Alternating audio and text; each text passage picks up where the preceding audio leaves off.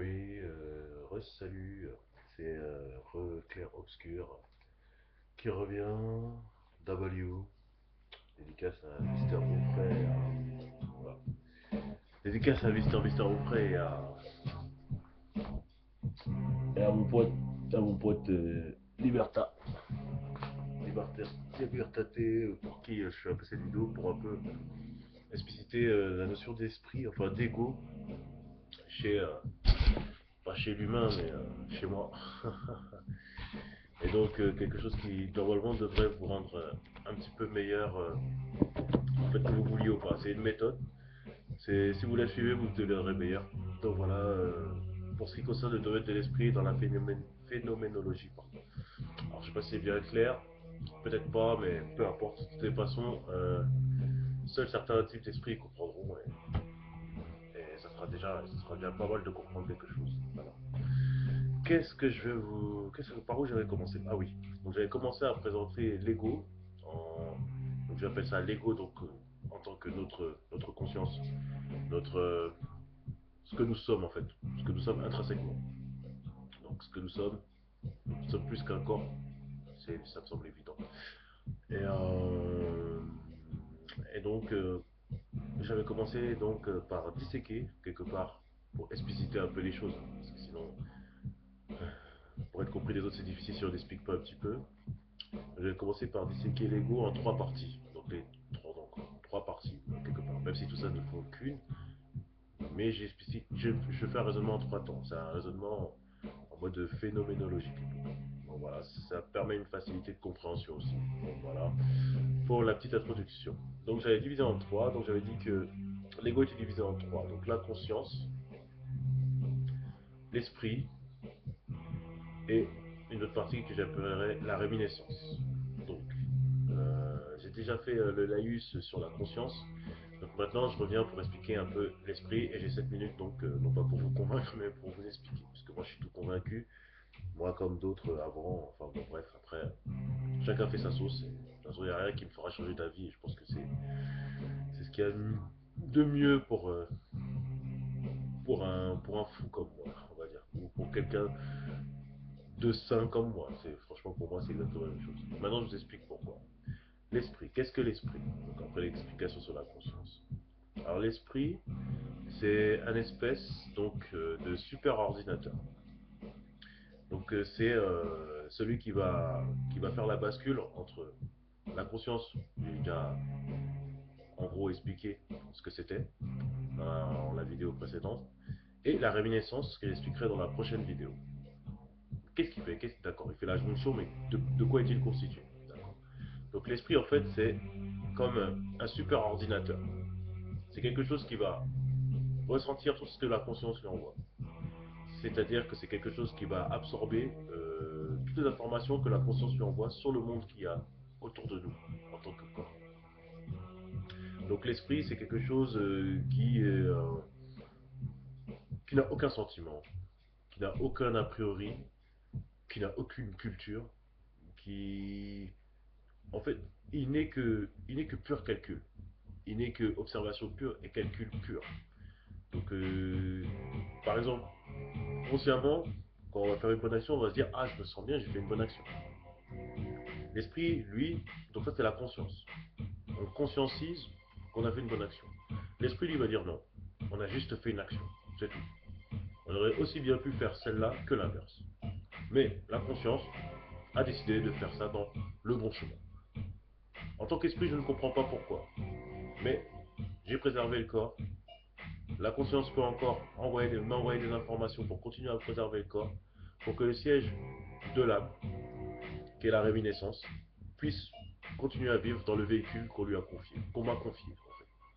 L'esprit, en fait, c'est quelque chose qui sait qu'il est responsable des informations qui viennent du monde extérieur et qui fait la jonction avec l'âme.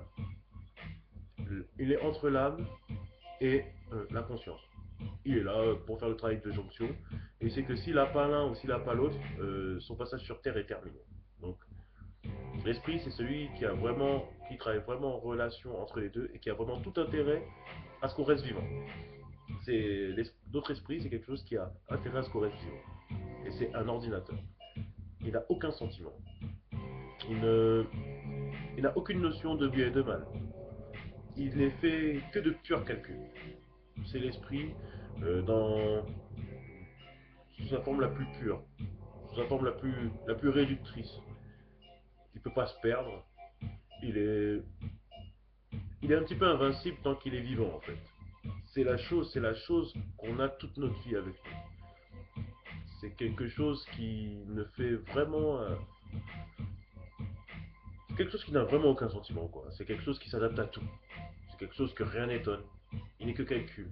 Et comme il est en relation avec les réminiscences, il ne peut pas être surpris réellement en fait.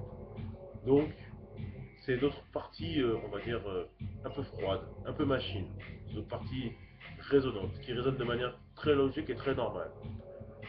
Par exemple, si notre conscience va croire quelque chose, il est clair que notre esprit va absolument pas le croire. Alors qu'il va conscient, de manière consciencieuse, on sait qu'il y a quelque chose qui existe en toute conscience. Mais pour l'esprit, ça n'existera absolument pas. Je vais prendre un exemple un peu bête.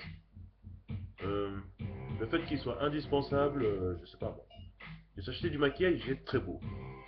Voilà, dans la société. On sait que c'est indispensable. Bien se présenter, faire sa toilette, etc. etc. C'est extrêmement important. Mais pour l'esprit, c'est juste une manière d'être comme une autre. L'esprit est persuadé que si on change d'environnement, si on part dans un autre pays, les modes seront complètement différents. Et ce qu'on pense important à l'instant T n'a absolument plus d'importance par la suite. L'esprit peut même être intimement persuadé que le fait de ne pas coller à la mode actuelle sans se déplacer dans le pays n'a absolument aucune importance. Hum, le fait même pour l'esprit, comment dirais-je, d'être euh, soumis aux avis de la conscience, cela n'intéresse absolument pas l'esprit. Tout ce qui intéresse l'esprit, c'est que la conscience et la réminiscence soient connectées ensemble et qu'ils puissent faire le transfert de l'information entre les deux pour obtenir toujours le résultat le plus avantageux possible pour que le trio conscience, esprit et réminiscence, je l'appelle comme ça, ou âme, on appelle ça aussi l'âme, soit entier. Donc l'esprit, aucun jugement, donc aucune notion de psychopathie, de moi ou de surmoi. L'esprit, c'est l'ordinateur, le supercalculateur. Celui qui peut tout conceptualiser de manière à rendre possible quelque chose. Il n'est pas la solution, mais il est l'élément indispensable à l'analyse pour pouvoir obtenir le résultat. Il est, euh, il est un peu le comburant du feu. Il est un peu comme l'oxygène qui vient alimenter le feu. Sans oxygène, il n'y a pas de feu. Donc sans esprit, on ne peut pas résoudre nos problèmes qu'on rencontre dans notre monde. Donc voilà ce que je pouvais dire pour ce qui concerne donc l'esprit. Donc l'esprit en tant que superordinateur. Après en première partie, la conscience en tant que toutes les informations qu'on reçoit du monde extérieur.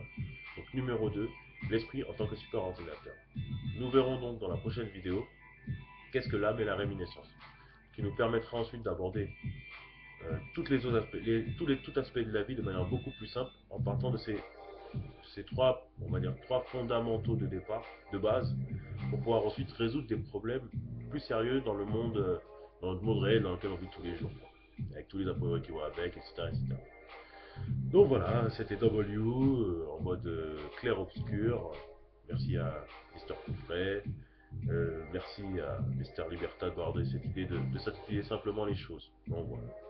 Bon, donc dans la prochaine vidéo, nous attaquerons la réminiscence. Encore merci de l'avoir suivi. Ciao, à plus tard. Bonne nuit.